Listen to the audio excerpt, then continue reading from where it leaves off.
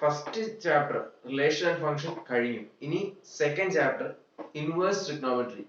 Inverse trigonometry first ചാപ്റ്ററിന്റെയും first ഇയറിലെ trigonometry എന്ന ചാപ്റ്ററിന്റെയും ഒരു കമ്പൈൻഡ് ആണെന്ന് വേണമെങ്കിൽ പറയാം. കാരണം ഫസ്റ്റ് ചാപ്റ്ററിൽ പഠിച്ച ഇൻവേഴ്സ് എന്നൊരു ടോപ്പിക് അത് ഇമ്പോർട്ടന്റ് ആയിട്ട് വരുന്ന ടോപ്പിക് ആണ്. കാരണം ആ ഒരു കൺസെപ്റ്റിനെ ബേസ് ചെയ്താണ് ഈ ഒരു ചാപ്റ്റർ ഫുള്ള്. അതുകൊണ്ട് അത് നമ്മൾ ബേസ് ആയിട്ട് നമ്മൾ ഉറപ്പായിട്ടും പഠിച്ചിരിക്കണം. അതുപോലെ തന്നെ നമ്മൾ അറിഞ്ഞിരിക്കേണ്ടതാണ് ഫസ്റ്റ് ഇയറിലെ ട്രിഗ്നോമെട്രി എന്ന ചാപ്റ്റർ. കാരണം അതിൽ നിന്നാണ് ഈ ഒരു കൺസെപ്റ്റിലേക്ക് നമ്മൾ കൊണ്ടുവരുന്നത്. അപ്പം നമ്മൾ ആ ഫസ്റ്റ് ഇയറിലെ ട്രിഗ്നോമെട്രി നല്ല കൃത്യമായിട്ട് പഠിച്ചിട്ടില്ലെങ്കിൽ ഉറപ്പാണ് ഇത് നമുക്ക് ക്ലിയർ ആവുകയില്ല. അതുകൊണ്ട് അത് ക്ലിയർ ആയിട്ട് അറിയാമെന്ന് നമ്മൾ ഉറപ്പ് വരുത്തുക. അത് നമ്മളൊന്ന് റിവൈസ് ചെയ്ത് നോക്കിയാൽ മതി. പിന്നെ ഇനിയുള്ളത് ഈ ചാപ്റ്റർ ഇൻവേഴ്സ് ട്രിഗ്നോമെട്രി. നമ്മൾ ഇൻവേഴ്സ് ട്രിഗ്നോമെട്രിയിലേക്ക് കടക്കുമ്പോൾ ഇതിൽ മെയിൻ ആയിട്ടുള്ളത് കുറച്ച് ഇക്വേഷൻസ് ആണ്. അത് വെച്ച് കുറെ പ്രോബ്ലംസ് സോൾവ് ചെയ്യാനും പ്രൂവ് ചെയ്യാനും ഒക്കെയാണ് ഉള്ളത്. പക്ഷെ അതിനു മുമ്പ് ഫസ്റ്റ് ടോപ്പിക് ഡൊമൈനും റേഞ്ചും വെച്ചുള്ളൊരു ജസ്റ്റ് ഒരു ചെറിയൊരു ടോപ്പിക് ആണ്. 1-2 പേജ് ഉള്ള കുറച്ച് പേജ് ഉള്ളെങ്കിലും അതൊരു ഇമ്പോർട്ടന്റ് ടോപ്പിക് ആണ്. ഡൊമൈനും റേഞ്ചും നമുക്ക് എന്താണെന്ന് അറിയാം. ഞാൻ ഒരു എക്സാമ്പിൾ കാണിക്കാം. F of x equal to x square. ഈ ഒരു ഇക്വേഷനകത്ത് എഫ് ഓഫ് എക്സ് എന്ന് പറയുന്നതാണ് നമ്മുടെ ഫംഗ്ഷൻ, എക്സ് സ്ക്വയർ എന്നാണ് നമ്മുടെ ഫംഗ്ഷൻ. എക്സിന് നമ്മൾ എന്ത് വാല്യൂ ഇട്ട് കൊടുക്കുന്നു അതിനെ ഡൊമൈൻ എന്നും, അതിന് തിരിച്ച് കിട്ടുന്ന വാല്യൂ ഇപ്പം 1 ഇട്ട് കഴിഞ്ഞാൽ 1 കിട്ടും, 2-ന് 4. അപ്പൊ 1, 2, 3, 4 എന്ന് പറഞ്ഞ് നമ്മൾ ഇട്ട് കൊടുക്കുന്ന വാല്യൂസ് ഡൊമൈനും, 1, 4, 9, 16, 25 എന്ന് പറഞ്ഞ് കിട്ടുന്ന ആ ഒരു സെറ്റിനെ റേഞ്ച് എന്നും പറയാൻ പറ്റും. അപ്പം നമുക്ക് ഇതിനകത്തെ ഡൊമൈനും റേഞ്ചും ക്ലിയർ ആയിട്ട് എഴുതാൻ പറ്റും. പക്ഷെ അതൊരു റെസ്ട്രിക്ഷൻ കൊടുത്തില്ലെങ്കിൽ, അതിന്റെ വാല്യൂസിന് ഒരു റെസ്ട്രിക്ഷൻ ലിമിറ്റ് കൊടുത്തില്ലെങ്കിൽ നമുക്ക് കിട്ടുന്ന വാല്യൂ എന്ന് പറയുന്ന ഒരു ഇൻഫിനിറ്റ് നമ്പേഴ്സ് കാണും. അത് നമുക്ക് എഴുതി വെക്കാൻ കുറച്ച് പാടായിരിക്കും. പക്ഷെ നമുക്ക് ഡോട്ട്സ് ഇട്ടോ അല്ലെങ്കിൽ എക്സെട്ര കണ്ടിന്യൂസ് ഇട്ടോ അല്ലെങ്കിൽ നമുക്ക് ബ്രാക്കറ്റ് ഇട്ടോ നമുക്ക് റെപ്രസെന്റ് ചെയ്യാവുന്നതാണ്. അത് നമ്മൾ നേരത്തെ പഠിച്ചത് വെച്ച് കുറച്ച് എക്സാമ്പിൾ ചെയ്ത് നോക്കിക്കഴിഞ്ഞാൽ ക്ലിയർ ആവും. ഞാൻ പറഞ്ഞു ഇതിനകത്ത് ഡൊമൈനും റേഞ്ചുമാണ് ഫസ്റ്റ് ടോപ്പിക് എന്ന്. അതിന് ഞാൻ ആദ്യം തന്നെ ഇൻട്രൊഡക്ഷൻ ആയിട്ട് തുടങ്ങുകയാണ്. ഫസ്റ്റ് സൈനും കോസും ഞാൻ ബോർഡിൽ എഴുതിയിട്ടുണ്ട്. Sine function, cos function. Sine function from R to closed interval -1, 1. അതുപോലെ തന്നെ കോസും ഈ സെയിം ഇന്റർവെല്ലിൽ തന്നെയാണ് അതിന്റെ ഫംഗ്ഷൻ അപ്ലൈ ചെയ്തിരിക്കുന്നത്. അപ്പം നമ്മുടെ സൈൻ ഇൻവേഴ്സ് എടുക്കുമ്പോൾ, പക്ഷെ നേരെ തിരിച്ച് സൈൻ ഇൻവേഴ്സിൽ പോയി കഴിഞ്ഞാൽ -1, 1 തൊട്ട് -π/2, π/2 ആണ്. ഞാൻ പറഞ്ഞു ഇൻവേഴ്സ് എന്ന് പറയുമ്പോൾ നേരെ തിരിച്ച് ഏത് ഫംഗ്ഷൻ ആണോ അതിന്റെ റിവേഴ്സ് ഫംഗ്ഷൻ ആണ് ഇൻവേഴ്സ്. പക്ഷെ നമുക്ക് ഇതിൽ കിട്ടിയിരിക്കുന്നത് പറഞ്ഞു വെച്ച് വരുമ്പോൾ ഇവിടുത്തെ സെക്കൻഡ് സെറ്റ് വരേണ്ടത് റിയൽ നമ്പറിന്റെ സെറ്റ് ആയ 6 ആണ്. പക്ഷെ ഇവിടെ വന്നിരിക്കുന്നത് -π/2, π/2 ആണ്. അതുപോലെ തന്നെ കോസിന്റെ കേസ് എടുത്തു കഴിഞ്ഞാൽ 0, π. അതെന്തുകൊണ്ടാണ് നമുക്ക് ആ ഒരു വ്യത്യാസം വന്നതെന്ന് ഒരു ഗ്രാഫ് നോക്കി ക്ലിയർ ആവുന്നതാണ്. ഇവിടെ 0, π/2, π, -π/2, -π എന്ന് നമ്മൾ താഴെ ആംഗിളിൽ ഡിനോട്ട് ചെയ്യുന്നു. മുകളിലേക്ക് 0, 1 അതിന് കിട്ടുന്ന വാല്യൂസ്. നമ്മൾ സൈനിന്റെ കേസ് എടുക്കുകയാണ്. ഒരു ഫംഗ്ഷൻ ഇൻവെർട്ടിബിൾ ആവണമെങ്കിൽ 1, 1-ഉം ഓൺ 2 ആയിരിക്കണം. അതായത് 1, 1 ഒരു ഇമേജ് അതിന് ഒരു ഒറ്റ പ്രീ ഇമേജ് കാണാവുള്ളൂ. രണ്ടെണ്ണത്തിന്റെ ഇമേജ് ഒരെണ്ണം ആവരുത്. ഒരു ഇമേജ് എന്ന് പറയുന്നത് ഡിസ്റ്റിങ്ക്റ്റ് ആയിരിക്കണം. ഏതൊരു ഫംഗ്ഷൻ എടുത്താലും ആ ഒരു ഫംഗ്ഷനിലെ ഏത് എലമെന്റ്സിന്റെ ഇമേജും ഡിസ്റ്റിങ്ക്റ്റ് ആയിരിക്കണം. ഇതിനകത്ത് 0 എടുത്തു കഴിഞ്ഞാലും പൈ എടുത്തു കഴിഞ്ഞാലും നമുക്ക് കിട്ടുന്ന വാല്യൂ എന്ന് പറയുന്നത് സെയിം ആണ്. അതായത് 0 തന്നെയാണ് കിട്ടുന്ന വാല്യൂ. അപ്പൊ 0 എന്ന നമ്പറിനും പൈ എന്ന നമ്പറും അങ്ങോട്ട് പോകുന്ന അനുസരിച്ച് ഇതുപോലത്തെ കുറെ എണ്ണം ഉണ്ട്. പൈ, 2π, 3π അങ്ങനെ ഇൻഫിനിറ്റ് നമ്പേഴ്സ് ഉണ്ട്. റിവേഴ്സ് പുറകോട്ട് എടുത്തു കഴിഞ്ഞാലും നെഗറ്റീവ് സൈൻ ഉള്ള ഇതുപോലത്തെ സെയിം നമ്പർ കുറെ എണ്ണം ഉണ്ട്. അപ്പം നമുക്ക് ഇതിൽ കിട്ടുന്നത് 0, π, 2π, 3π, -π, -2π എന്ന് പറഞ്ഞ ഇങ്ങനത്തെ കുറെ നമ്പേഴ്സ് എല്ലാം എടുത്തു കഴിയുമ്പോൾ നമുക്ക് അതിനെല്ലാത്തിനും ഒരേ വാല്യൂ ആണ് കിട്ടുന്നത്. അതിന് ഡിസ്റ്റിങ്ക്റ്റ് എലമെന്റ്സ് അല്ല, അതിന്റെ ഡിസ്റ്റിങ്ക്റ്റ് ഇമേജ് അല്ല. അതുകൊണ്ട് തന്നെ 1, 1 അല്ല. നമ്മൾ പറഞ്ഞു 1, 1-ഉം ഓൺ 2 ആണെങ്കിൽ മാത്രമേ ഒരു ഫംഗ്ഷൻ ഇൻവെർട്ടിബിൾ ആവുന്നുള്ളൂ. അപ്പൊ നമുക്ക് വേണ്ടത് ഫംഗ്ഷൻ ഇൻവെർട്ടിബിൾ ആയിട്ടുള്ള ഒരു ഇന്റർവെൽ ആണ്. അപ്പോൾ ആ ഒരു ഇന്റർവെല്ലില് ആ ഒരു എല്ലാ പോയിന്റ്സും കവർ ചെയ്യണം. അങ്ങനത്തെ ഒരു ലൈൻ അല്ലെങ്കിൽ ഒരു കർവ് ആണ് നമുക്ക് ആ ഒരു ഇൻവെർട്ടിബിൾ ഫംഗ്ഷന്റെ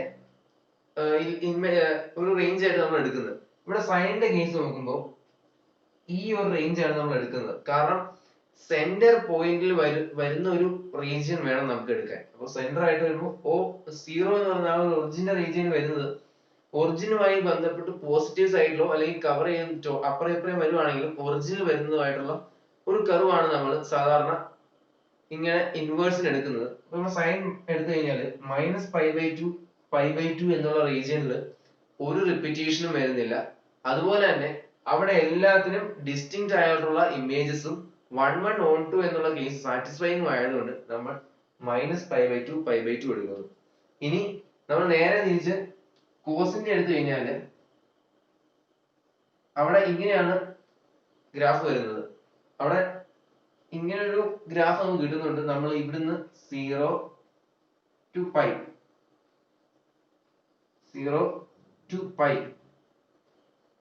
എന്നുള്ള ഈ ഒരു കർവിനെയാണ് നമ്മൾ അതിന് വേണ്ട ഇൻവേഴ്സ് വേണ്ട ലിമിറ്റ് ആയിട്ട് നമ്മൾ എടുക്കുന്നത്. അപ്പം അതുകൊണ്ടാണ് നമുക്ക് ഇവിടെ സൈൻ ഇൻവേഴ്സിന്റെ ലിമിറ്റിൽ -π/2 ഉം π/2 കോസ് ഇൻവേഴ്സിന്റെ 0 π എന്ന രണ്ട് ലിമിറ്റുകൾ വന്നത്.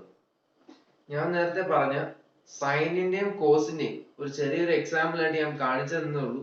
ബാക്കി നമ്മൾ നോക്കുകയാണെങ്കിൽ സൈൻ മാത്രമല്ല cos, cosec, sec, tan, cot ഇത്രയും ഫങ്ഷൻസ് ആണ് ഒരു ട്രിഗ്നോമെട്രിക് ഫങ്ഷൻസ് ആയിട്ട് നമ്മൾ പഠിച്ചിരിക്കുന്നത്. അപ്പൊ അതിന്റെ എല്ലാത്തിന്റെയും ഇതുപോലെ തന്നെ ഡൊമൈനും റേഞ്ചും ഉണ്ട്. നമ്മൾ സൈൻ ഇൻവേഴ്സ് എടുത്തു കഴിഞ്ഞാൽ അത് ക്ലോസ് ഇന്റർവൽ -1 മുതൽ 1 വരെയും അതിന്റെ റേഞ്ച് -π/2 π/2. അതുപോലെ കോസ് എടുത്തു കഴിഞ്ഞാലും സെയിം തന്നെ -1 1 -π/2 0 to π. ഇത് നമ്മൾ നേരത്തെ പറഞ്ഞതാണ്. ഇനിയുള്ളത് കൊസീക്ക്, സീക്ക്. കൊസീക്ക് ആകുമ്പോൾ r minus open interval -1 to 1 അതിന്റെ ഡൊമൈൻ എടുക്കുമ്പോൾ -π/2 π/2 -0. കാരണം 0 എന്നുള്ള ഒരു പോയിന്റ് വരുമ്പോൾ അവിടെ നമുക്കറിയാം കോസിന്റെ എടുത്തു കഴിഞ്ഞാൽ കിട്ടുന്നതല്ല കൊസീക്കിന്റെ വാല്യൂ. അപ്പൊ ആ ഒരു റീജിയനിൽ നമുക്ക് കിട്ടുന്ന വാല്യൂ എന്ന് പറയുന്നത് നമുക്ക് നോട്ട് ഡിഫൈൻഡ് ആണ്. അപ്പൊ അങ്ങനത്തെ ഒരു വാല്യൂ ഇൻവേഴ്സിൽ എടുക്കുമ്പോൾ നമുക്ക് കിട്ടുകയില്ല. അതുകൊണ്ട് തന്നെ നമ്മൾ ആ ഒരു പോയിന്റിനെ ഒഴിവാക്കിക്കൊണ്ടാണ് ഇൻവേഴ്സിനകത്ത് എടുക്കുന്നത്. അതുപോലെ ചില സീക്കിനകത്തും നമുക്ക് ആ ഒരു കേസ് കാണാൻ പറ്റും. അതുകൊണ്ട് തന്നെയാണ് സീക്കിലെ നോക്കുകയാണെങ്കിൽ π/2 എന്നുള്ള ഒരു പോയിന്റ് അതിനെ സബ്ട്രാക്ട് ചെയ്ത് ആ ഒരു പോയിന്റ് നമ്മൾ കൺസിഡർ ചെയ്യാതെയാണ് ബാക്കിയുള്ള റീജിയൻ മാത്രമാണ് അതിന്റെ റേഞ്ച് ആയിട്ട് നമ്മൾ എടുക്കുന്നത്. കാരണം നമ്മൾ ഇതിനകത്ത് ഒഴിവാക്കുന്ന ഒരു പോയിന്റ്, ഡൊമൈനിൽ ഒഴിവാക്കുന്ന പോയിന്റ് ഇട്ട് കഴിഞ്ഞാൽ കിട്ടാത്ത വാല്യൂസ് ആണ് നമ്മൾ അതിൽ നിന്ന് സബ്ട്രാക്ട് ചെയ്യുന്നതാണ് നമുക്ക് പറയാം. ഇനി ടാനും കോട്ടും, ടാനിന്റെയും കോട്ടിന്റെയും കേസിൽ ഏത് വാല്യൂ എടുത്താലും കുഴപ്പമില്ല. കാരണം റിയൽ നമ്പർ ആണ് നമുക്ക് അതിനകത്ത് എടുക്കുന്ന ആ ഒരു ഡൊമൈനിന്റെ വാല്യൂ. കാരണം അതിൽ ഏത് വാല്യൂ ഇപ്പൊ നമുക്ക് ഏത് വാല്യൂ വേണമെങ്കിലും അതിൽ സബ്സ്റ്റിറ്റ്യൂട്ട് ചെയ്യാവുന്നതാണ്. അതിന് നമ്മൾ നേരത്തെ ചെയ്ത പോലെ ഒരു ലിമിറ്റോ റെസ്ട്രിക്ഷൻസോ ഒന്നുമില്ല. നമ്മുടെ ഈ ഒരു സെക്ഷനിൽ ഇനി അടുത്ത പറയാൻ പോകുന്നത് പ്രിൻസിപ്പൽ വാല്യൂ എന്നുള്ള ഒരു ടോപ്പിക് ആണ്. നമ്മൾ ഈ ഒരു ചാപ്റ്ററിൽ എടുത്തു പോയി കഴിഞ്ഞാൽ ക്വസ്റ്റ്യൻ ചോദിച്ച് റിപ്പീറ്റ് ആയി കാണുന്ന ഒരു ചോദ്യമാണ് പ്രിൻസിപ്പൽ വാല്യൂ. പ്രിൻസിപ്പൽ വാല്യൂ എന്ന് പറഞ്ഞാൽ വേറെ ഒന്നുമല്ല, നമ്മളൊരു ഫംഗ്ഷൻ തരും, സൈൻ ആണോ കോസ് ആണോ ഏത് വേണമെങ്കിലും അതിന്റെ ഒരു വാല്യൂ. ഇപ്പൊ നമുക്ക് തന്നിരിക്കുന്ന സൈൻ ഇൻവേഴ്സ് 1/√2 ആണ്. അപ്പൊ സൈൻ ഇൻവേഴ്സ് 1/√2 അതായത് 1/√2 എന്ന് കിട്ടുന്നത് ഏത് ആംഗിൾ എടുക്കുമ്പോഴാണ്, സൈനിന് ഏത് ആംഗിൾ എടുക്കുമ്പോഴാണ് 1/√2 കിട്ടുന്നതെന്നാണ്. നമുക്കറിയാം ഈ ക്വസ്റ്റ്യനിൽ find the principal value of sine inverse 1/√2 എന്നാണ്. നമ്മൾ ആദ്യം എടുക്കേണ്ടത് sine inverse 1/√2 is equal to y. നമുക്കറിയാം sine inverse 1/√2 is equal to y. അപ്പം സൈൻ y ഈക്വൽ ടു 1/√2.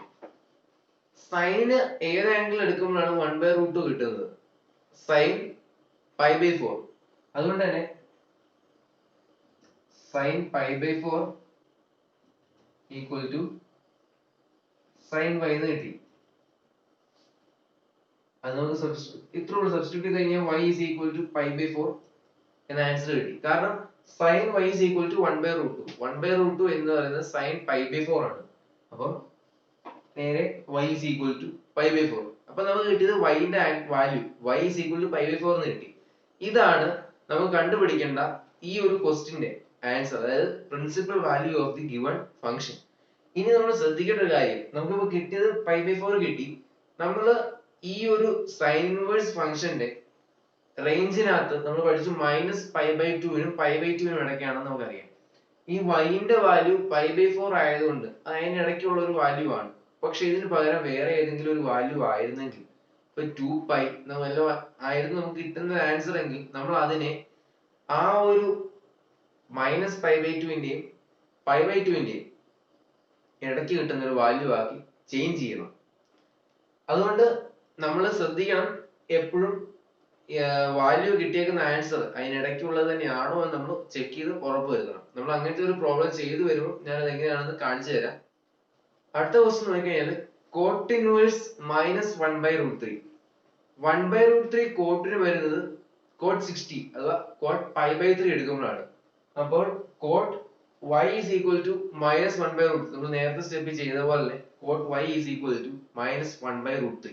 ഇനി നമ്മൾ സബ്സ്റ്റിറ്റ്യൂട്ട് ചെയ്യുന്നത് ഈ 1/√3 എന്നതിനെ നമുക്ക് കോട്ടിന്റെ ടേംസിൽ എഴുതി കഴിഞ്ഞാൽ കോട്ട് π/3 എന്ന് എഴുതാം, ഈക്വൽ ടു മൈനസ് കോട്ട് π/3. ഇനി ശ്രദ്ധിക്കേണ്ടത്, ഇവിടെ ഒരു നെഗറ്റീവ് സൈൻ ഉണ്ട്.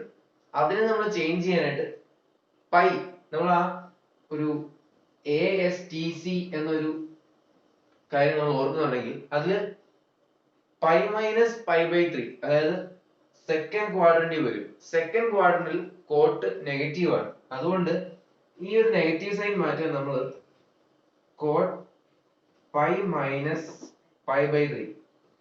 ഇവിടെ നമ്മൾ നെഗറ്റീവ് സൈൻ ആണ്, കോട്ട് വാല്യൂ ഇടണമെങ്കിൽ പൈ അല്ലെങ്കിൽ 2π ഇട്ട് കൊടുക്കണം. ഇനി നമ്മൾ പൈ ഇട്ട് കൊടുത്താൽ മാത്രമേ നമുക്ക് വേണ്ട ഒരു റേഞ്ചിൽ വരുള്ളൂ. കാരണം കോട്ട് എന്ന് പറയുമ്പോൾ നമുക്ക് വേണ്ട ഒരു റേഞ്ചിലേക്ക് ഇതിന്റെ ആൻസർ എത്തിക്കാനായിട്ടാണ് നമ്മൾ നോക്കുന്നത്. അതുകൊണ്ട് ഇവിടെ π-π/3 സെക്കൻഡ് ക്വാഡ്രന്റിൽ കോട്ട് നെഗറ്റീവ് ആയതുകൊണ്ട് നമുക്ക് കാര്യത്തിൽ എളുപ്പമായിട്ടെല്ലാം കിട്ടും.